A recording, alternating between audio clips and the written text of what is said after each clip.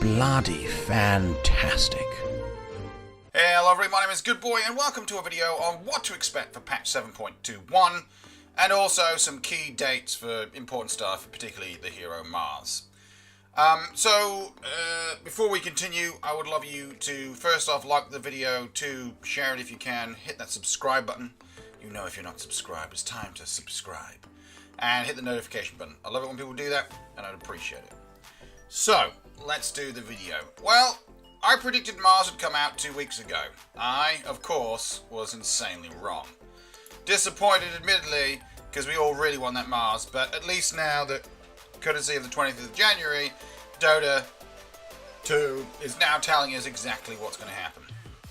New rank season is coming next week, alongside with it a balance focused on 7.21 patch. We're aiming to release Mars sometime between end of February or early March, or as Middle Meepo described, sometime in September this year. Sadly, it's not much of a joke because, well, it could be September. So, there we go. So, end of February, early March, so that's what, patch 7.22 or something like that. But anyway, but yes, of course, ladder rankings have been put off and put off and put off, and they always like to do it when a major ends. You know, so it doesn't mess with the tournament. It's a bit off during a major tournament to then change how the game works halfway through. That would be hilarious, though. They should do that. So there we go. Obviously, Mars is taking much longer than expected. Always is the case. The Arcanas always end up... I mean, like that Pudge Arcana took a bajillion years to release. So, you know, that's kind of the lay of the land, as it were. So that's what we're going on in for there. There will be a video on recalibration. In terms of Mars, well, I've done the speculation video on that one, so you can, you know, what to expect and all this. Solar Khan is looking still like the most likely recipient, but, you know, who knows? Who knows? Tell you what, it's very unlikely. We'll see Artifact 2 coming out anytime in the near future, given the fact that Order Chess has trashed it. Anyway, let's move on. So, what can we actually expect from 7.21?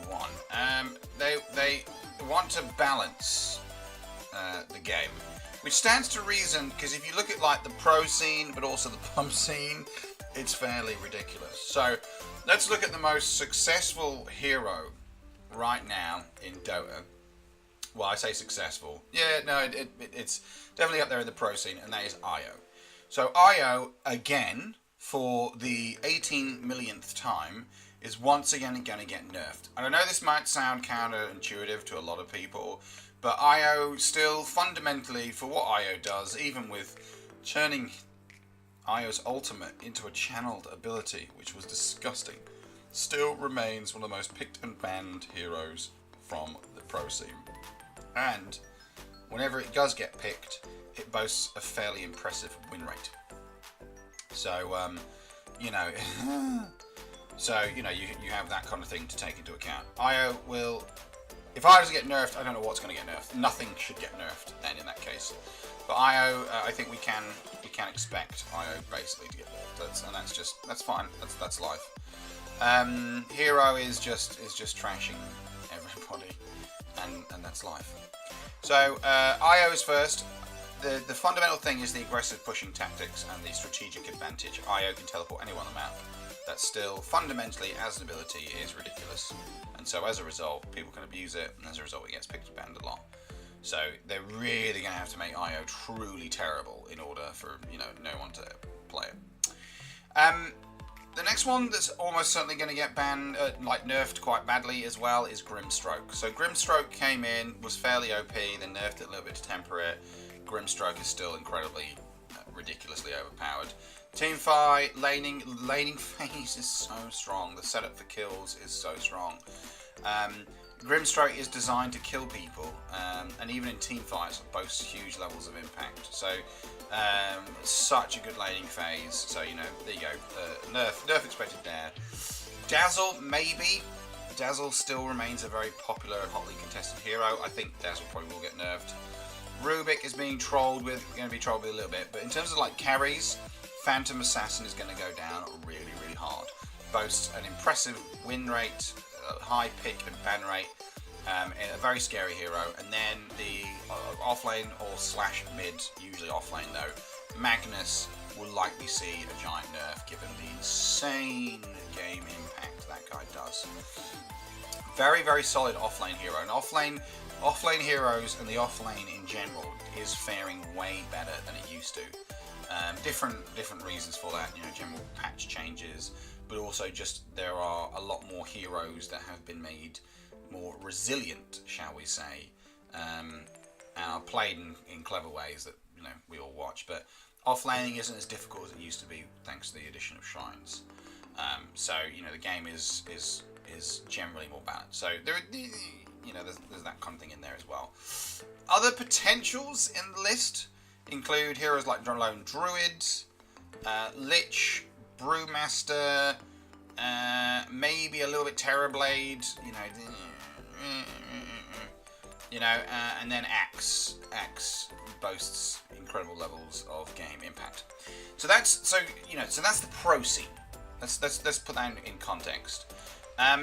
In terms of like the general meta, I want to break down some of the general meta as well.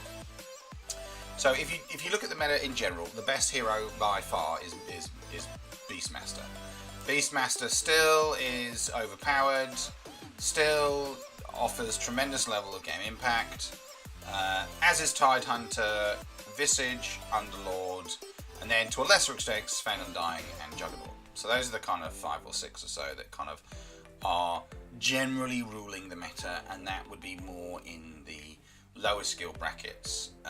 Although a lot of those heroes are very good in the pro scene as well. So, but just not as popular. So, for example, Juggernaut is a very, very good meta hero to spam right now. But actually, if you look in the pro scene, while Juggernaut is picked, it's by no means the crowd favourite. Tidehunter is still really good. Visage is still really good. Underlord is really good. Sven is still really good.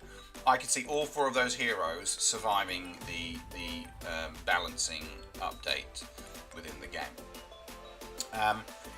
7.21 should be fairly significant. Obviously, it won't be like the fundamental reworking of every ability that happened in 7.20. But at the same time, because they're going for balance, I'm very interested to see what they do.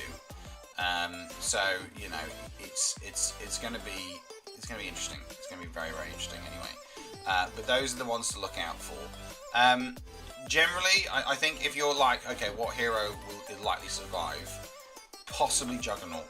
If you're spamming Juggernaut, I'd probably say continue on that way. So that's kind of that there. Right, everybody. Well, I think I better stop there. But that's kind of what you can expect and the damage. Husker maybe will be dealt with. I'm not sure. Now, in terms of like buffs, so we're well aware of the nerfs coming. But in terms of heroes that may get buffed, it is a tough one to call. But Gyrocopter potentially could see himself getting a little bit of an uptick. Arc Warden, Monkey King, possibly, and then to be honest, it's guesswork. I don't understand the mind of Icerock at all. But those are some potentials. Those are some potentials in there that wouldn't surprise me, given their general performance in the meta. In terms of like heroes that on the pro scene see no interest, we could see Alchemist ticked up again, and the same applies for Bloodseeker, and maybe even Abaddon. So, try and look out for those ones, basically. Anyway, thanks so much for watching. Please give the video a like, subscribe, and share, and stay tuned for more great stuff coming soon. Goodbye.